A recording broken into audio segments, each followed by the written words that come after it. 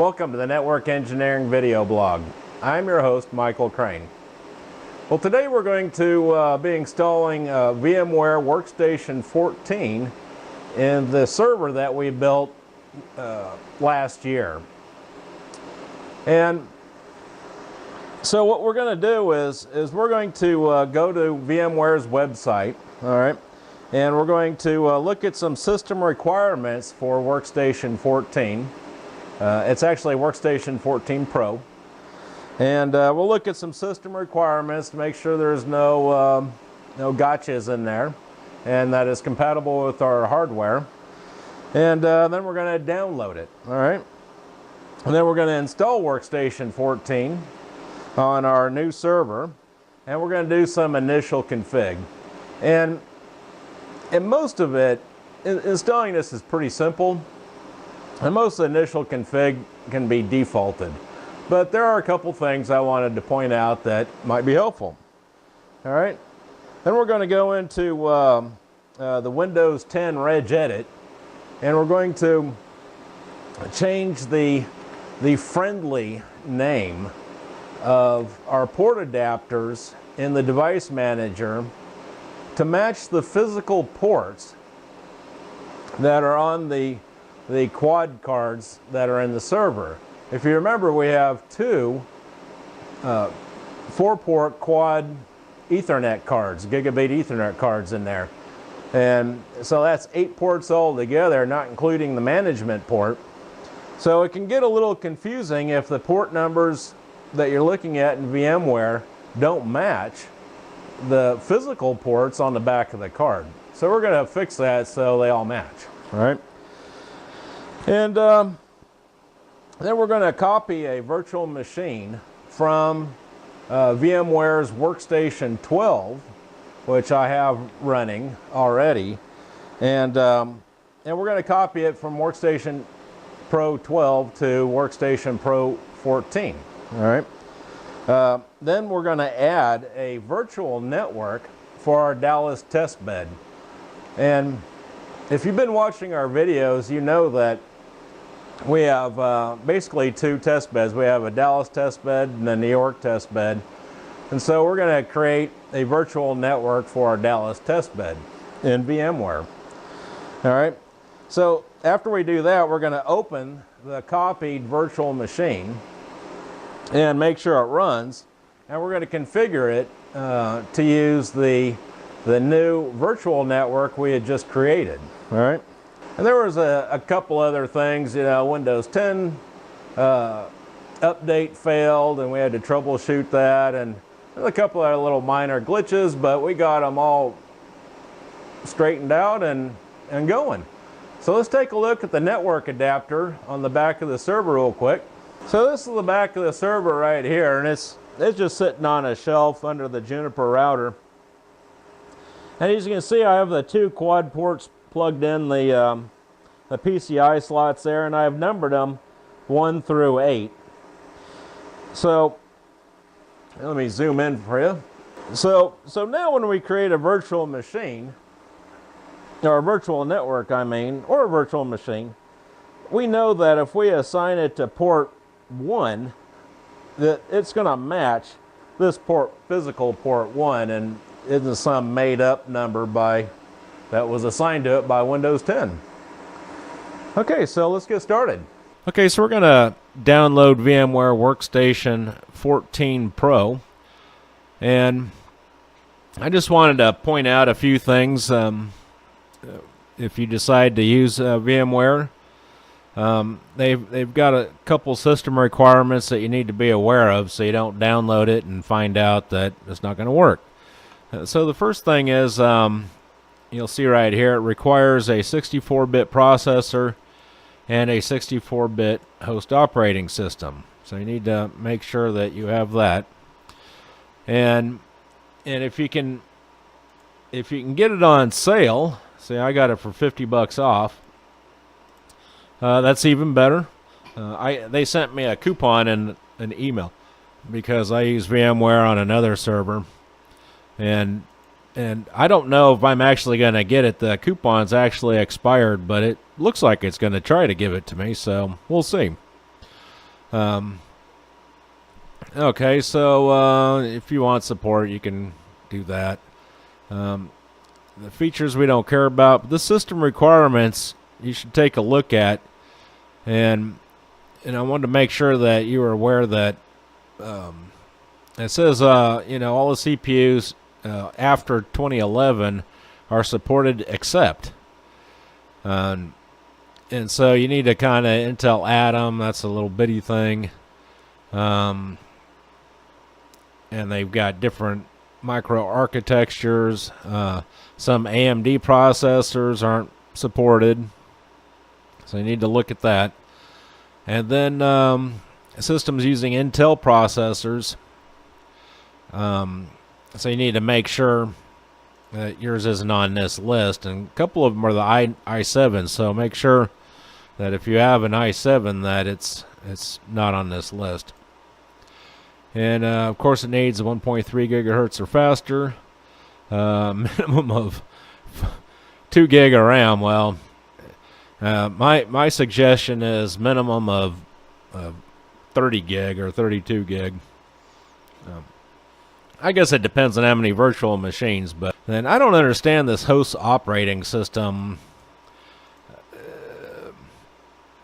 I guess it says it supports all this, and then the guest operating system. So host to me is what's running on the computer, on the hardware itself. So I'm using Windows 10, and you can see Windows 10 isn't on here, and I was kind of scratching my head at first. And I'll show you later where it's at. The guest operating system, it says more than 200 operating systems are supported, including all these. So you can make virtual machines out of all these, and there's 200 of them. So, and you can go look at the guide. But then I got over here to this OS requirements, and now it says runs on most 64-bit Windows or Linux host operating systems. So they're calling it also a host operating system, but yeah, I don't know what this is. So that's a head scratcher to me. Anyway, you can see Windows 10 is supported, and some of these other guys. So I just wanted to make sure that you took a look at that, and looks like they're repeating this, and Hallam, never heard of it. So you just make sure, and you can look at the complete guide if you have more questions. But like I said, I usually use Intel processors, and most people support that. Even my network cards have Intel processors on them, and I got it just for compatibility. Okay, so I was trying to install Windows Update, or update Windows 10 on our new lab VMware server, and it of course failed. I hate Windows Update. I don't know why Microsoft cannot fix this stupid program. Anyway, so I poked around on the internet and found a couple procedures to do it. So I thought I would go ahead and record these procedures. The website I'm looking at here is Driver Easy by Camilla Mo. I'm not sure Camilla Mo. I don't know if I'm pronouncing that right. Anyway, it's talking about using the troubleshooter. So let's give that a shot. I'm going to go ahead and move this off the screen here, and we're going to type in troubleshooting. Okay, and clicked on troubleshooting. Click view all. All right. So we click view all, then Windows Update. Troubleshoot to prevent computer problems. Windows resolve problems that prevent you from updating Windows. Okay. That's good. Now we need to click on advanced. And we need to click on run as administrator. Then we click the next button, and let's see what happens. Alright, well that didn't take too long. Troubleshooting is completed. Troubleshooting made some changes to your system. Service registration is missing or corrupt. Interesting. Since this is a brand new computer that we just fired up, I'm shocked anything has a problem. I mean, this is a brand new, fresh install. So, I guess it was corrupted during the install. Go figure, huh? So, okay, I'm going to go ahead and let this run, and I'll turn off the recording so you're not bored by it, and I'll be back. Okay, so the troubleshooter ran, and it didn't take very long. I didn't record it, probably, I don't know, 10 minutes maybe. But, and then so I had to rerun Windows Update, and after, I just let it sit overnight and let Windows Update flounder around, and yeah, when I got up this morning, it was, I logged into it remotely and checked it, and sure enough, it had finally finished the update. So I rebooted it, and it floundered around for a little bit more, and it's done.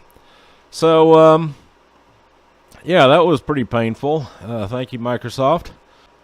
Okay, so before I installed VMware, I was just kind of poking around, looking to see if I needed to do any kind of system maintenance.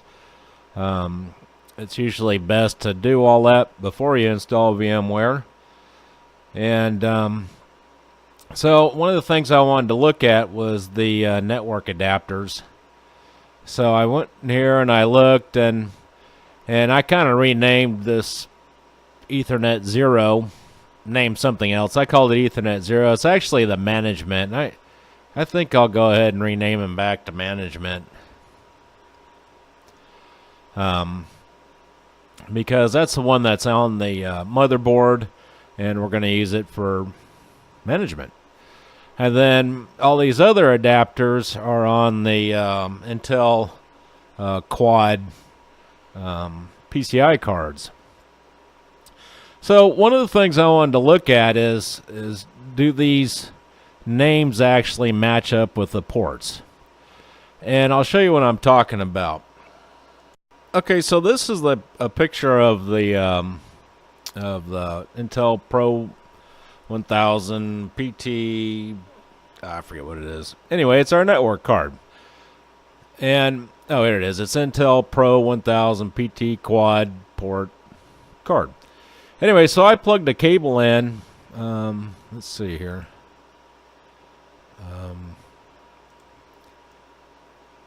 In this port right here, which I would think would be port 1 or port 0 or port 4, or however they count it.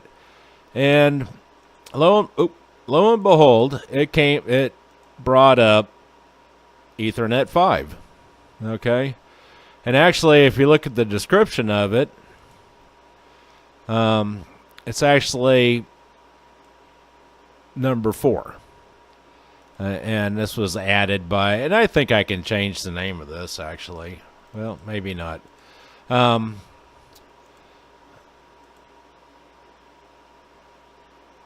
Yeah, well, I guess Windows added that. I don't know. I might be able to change the description, but I'm not too worried about the description as much as I am, because I can change the name of it right here. So I can rename it, and I could call it port 1, I guess. But when I was poking around looking at this, so that was something I wanted to clean up. I said, okay, well, I want to make sure I clean up and get, port 1 identified. So I want this one to be 1 and this one to be 2, and and then I'll put labels beside them on the server so I know when I grow a virtual machine, I can match it up with the right port. Now I'm not sitting there trying to guess at what port Windows thinks it is, and play the guessing game of start plugging in cables until the port actually comes up. Okay, so what I'm going to do now is I'm going to start plugging in cables, or plugging in one cable, plugging in a cable one at a time into each one of these ports, and then I'm going to rename the port to match the physical port. So the first thing I'm going to do is I'm just going to rename these guys to something other than numbers. And I'm doing that because it won't let me, like if I try changing Ethernet 5 to Ethernet 1, there is already a Ethernet 1. It won't let me change the name of that, or make it the same name. So to get around that and not have to mess around with trying to change two ports at once, I'm just going to change them all to a bogus name and then number them as we go along. We know this one's going to be Ethernet 1. All right. Now, so Ethernet 1 is actually correct, so I'm going to go move the cable. Okay. Now I'm in the second port on this picture right here, port 2. And looks like it's this guy right here. Let me rename him to 2. And I'm not going to bore you with this. I'll be back in a sec. Okay, so I've finished renaming the Ethernet ports. I put labels next to them on the server. And now I think we should be able to, we should just install VMware. I've already downloaded it. Let's see, where did I put it? Alright, here it is right here. Let's go ahead and fire it up.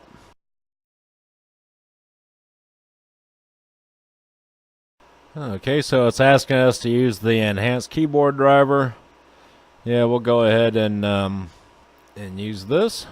Yeah, I don't think we want that. It's going to check for product updates. It's nice that it asks. Most applications just do it. And the customer experience, yeah, I'm not too worried about that. Create a couple shortcuts for us, and let's go. Okay, it looks like we're all done. Oh, now we need to reset. Make changes take effect. Click yes to restart now. Yes, let's go ahead and restart it. I'll be back after it resets. Okay, so it's rebooted, and let's fire this baby up. Okay, so you need to remember when you're starting VMware Workstation, you're going to be doing some changes to it, is that you should always run it as administrator. And I think you can change that. I think if you right click on the icon and go to properties and then compatibility, you can say run as administrator and apply. Okay, let's try that again.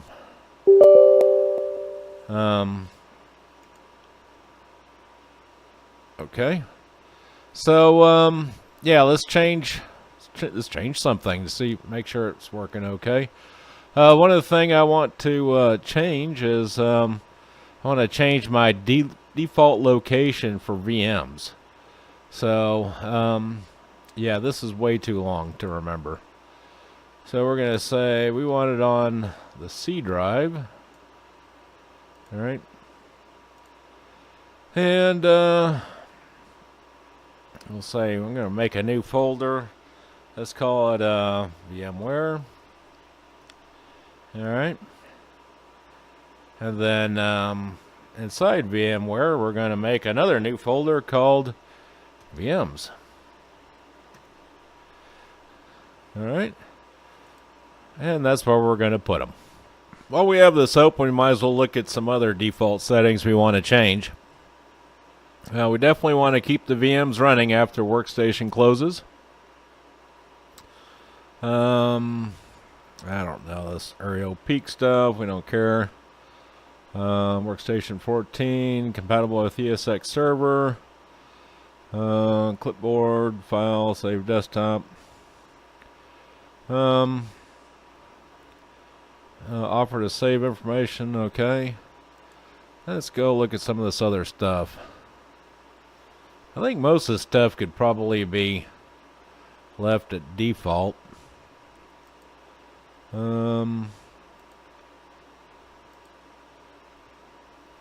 Check for product updates on startup. Yeah, that's okay, I guess. Feedback. Yeah, we didn't do that.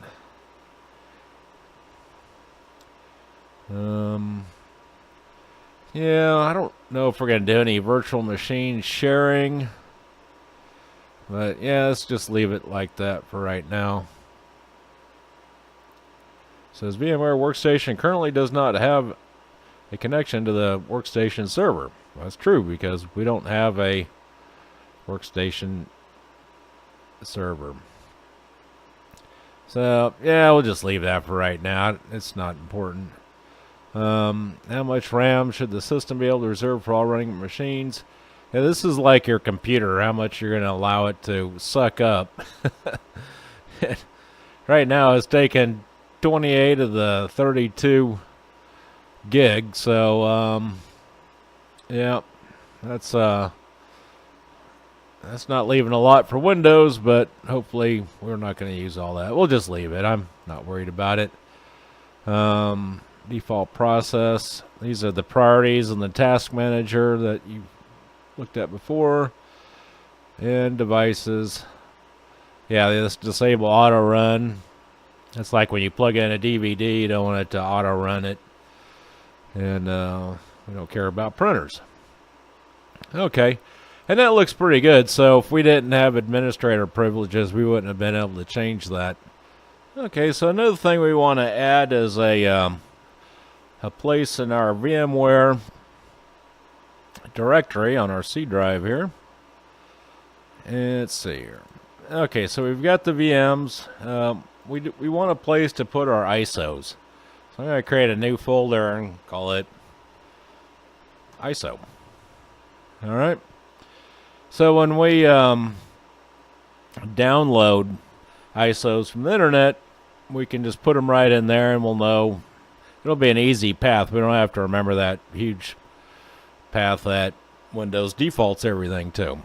Okay, so I went ahead and copied a couple ISOs over to that directory from my other VM server. And we'll probably install these at a later date. This one right here ought to be interesting. This is for doing software-defined networking, which will definitely be a different video. And an ISO image, I don't know what ISO stands for. You can Google it, but it's basically it emulates like what is burned onto a DVD or CD-ROM, a bootable one, right? One of the things I did want to try, and I haven't tried that, but we're going to go ahead and try it anyway, is I want to copy a VM from my other VM server, which is using VMware Workstation 12, to this one and see if it'll actually work. So, yeah, let's give that a shot. I think that'll be fairly interesting. I copied the ISOs from that. So, okay, I've got a remote desktop open to it now.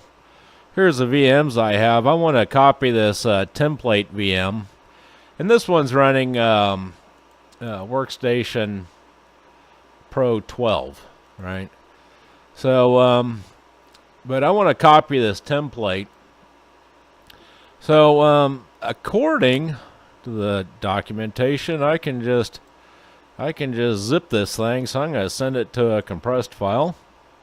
I'll be back. I'll go ahead and compress it and copy it over to that VM directory, and then we'll come back and I'll unzip it and then we'll try to load it and see if it'll run. Okay, so I went ahead and copied that template over. It was kind of funny. It was taking so long to zip it. I just canceled the zip and just copied it over. So, because we have gig links between the home office and the lab, so yeah, I don't know what was going on with that zip, but it was taking way too long. But anyway, I digress. So I went ahead and copied that template over. One of the things I did notice, on the wrong box here, here we go, is, so yeah, I was looking in this virtual network editor. That's what I was doing. And I was curious about how they named all our, you know, if the renaming that we did worked. So I went to this bridged. I think this is like the default, I guess.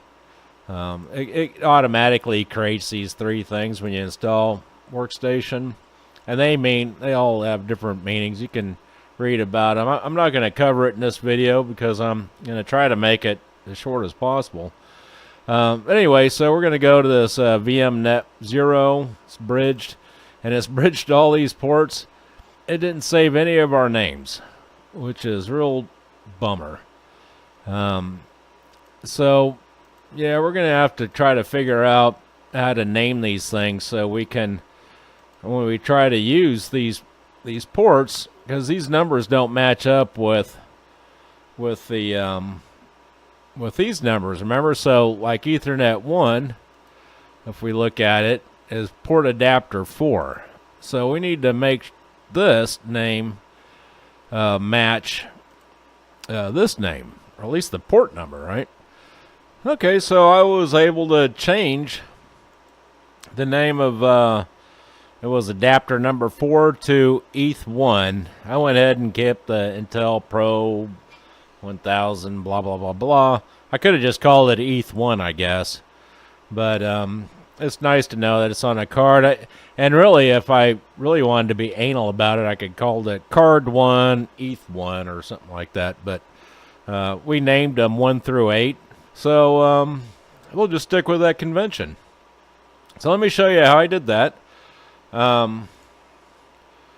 got to close everything here. And so let's do the second one. So you right click on it, properties, configure, details. We're looking for its driver key. Driver key, here it is. Okay, so we're going to copy this, right? And we're going to fire up regedit. Yep. And you can see this is the one I did earlier. So we're going to go, we want to go back, we want to search. View, find. And we're going to just paste that in there and tell it to go find it. Oh, it found it. Okay. So its friendly name is port adapter 2. And we want to call it Ethernet 2. Well, it was actually pretty close, wasn't it? So, anyway. So we just come up here, right click on it, modify it. We're just going to call it ETH2. Okay. All right. Now, one of the things I noticed is I had to, because I fired up VMware Workstation first time and it didn't take it. So I went and disabled ETH2 and then enabled it. And then VMware Workstation was able to detect the update. So if we go to Edit, Virtual Network, Editor, and we go to Automatic Settings, and now you can see it's set to ETH2 right here. So I'm going to go ahead and do that offline. This is about as fun as watching paint dry. So I'll go ahead and fix all these, and we'll come back and work on some virtual machines. Okay, so I went ahead and restarted. I changed all the friendly names in the registry editor, and I went ahead and rebooted just to save some time. And plus, I was curious to make sure it was still going to fire up. And it did boot up, which is good. So let's go look at our virtual network editor here. And, Ah, much better. Okay, so now we know. We can see ports 1 through 8. Good. I don't know why it's got 7 way up above there, but oh well. Who cares?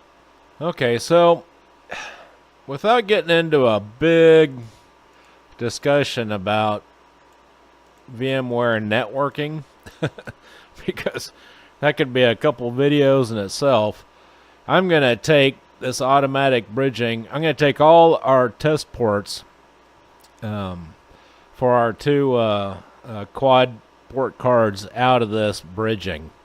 And I'm going to create a new one, a new network. And unfortunately, I can't name it the name I would like. So we'll just call it VMnet2, because that's the next one on the list. And we're going to bridge it with I guess we'll bridge it with Ethernet port 2. We really should be able to name these things. I don't understand why we can't name them. But anyway, description in here. I don't understand why you can't change the... Oh, here we go. Rename network. Okay. Ah, much better. So, let's rename this guy. We don't want a VMnet port 2. We want him a Dallas net, which is the 192.168.11.0/25. And we might come back and rename that later, but at least that's okay. And we're going to put him on, we want him on ETH1. Ah, much better. Excellent. So that's good. This is going to be bridged directly, which means that it should behave just like plugging a PC into a network. Okay, so we'll say okay. All right. Okay, so let's try to open that virtual machine template I copied over. And by the way, I don't think I said anything about it, but that template's a CentOS 6 64-bit operating system virtual machine. So let's see here. VM. Like I said, I haven't done this before, so I'm new window open. Geez, I'm pretty sure this works. Let's see, where do we put our virtual machines? Yeah, VMware VMS template. This PC, good. Huh. Yeah, so, okay. Template, VMX, open, take ownership, and, okay, hardware compatibility. I'm looking down here. Okay. So, wow. I didn't complain too bad. Description, change Mac. Oh, I think I actually added this this description in there. Probably for me, so when I use the template, I would remember to do all this stuff. Okay, so we need to change MAC address IP for ETH0. And the network scripts, delete old ETH0 entries, and you'd have rules. Okay, change host name for sysconfig network. Okay. Well, it's well, actually, so we can let's go and look at the virtual machine settings and see what we got here. Because we opened it up, we didn't tell what network it's in. So network adapter. See, it's already on VMnet 0. We don't want that. We want the one we just created, the Dallas net. All right. And memory is 2 gig, 1 CPU, 20 gig hard drive, CD, DVD, the rest of the stuff we don't care about. So that should be okay. Yep. And well, let's just power the thing up and see what happens. This virtual machine might have been moved or copied. In order to configure certain management network features, VMware Workstation needs to know if this virtual machine was moved or copied. It was, I copied it. I think what it's going to do is like change the MAC address to something unique. Because otherwise we're going to have all kinds of network problems and that sort of thing. But it looks to be firing up to me. Got a couple errors. Whoa. Well, that was quick. Now if I could just remember how to log into it. Okay, so after 4 tries, I was able to log into it. As soon as I remembered the password for it. And I'm sure... yeah. Oh, it does have ETH1. It's not configured yet. And, you know, we have to set the IP address and do all the other fun stuff in here to get the networking to work. Plus, I haven't plugged it into the Ethernet switch, and so even if I plug a cable in, I have to go to the Ethernet switch and fix it and do all that other fun stuff. So, and I think this video has kind of gone on long enough. If you're kind of wondering, I'll show you real quick. We'll just leave this guy running and say, so if you want to do, I copied that ISO file over, so if you want to do something like that, you can just go to New Virtual Machine, and we'll say Custom 14, yeah, that's all, that's fine. And then we can just tell it the ISO file, and we'll go to so the C drives, under VMware, under ISO. And this ISO is basically what I use to install that template with. Open. Alright. So it's CentOS 6, 64-bit. This operating system will use easy install. Well, I've never even heard of that. That might be kind of fun to check out one of these times, but well, let's click on it and see what it says. Wow. I'm not going to read all that. Not on this video. Maybe some other day. So anyway, that's the way you do it. And what's going to happen, and I'd show you this, but like I said, this video is already getting too long. Is this going to like go into the CentOS install, just like if you booted it up from a DVD drive. And if you've ever done that, it gets a splash screen, and it's going to ask you to format your hard drive and do all that other fun stuff. And I'm not going to do that this video. This is enough. And we kind of got it all running, and looks good. So I hope you liked that video. If you have any questions or comments, leave them in the comments below, and I'll see you next time.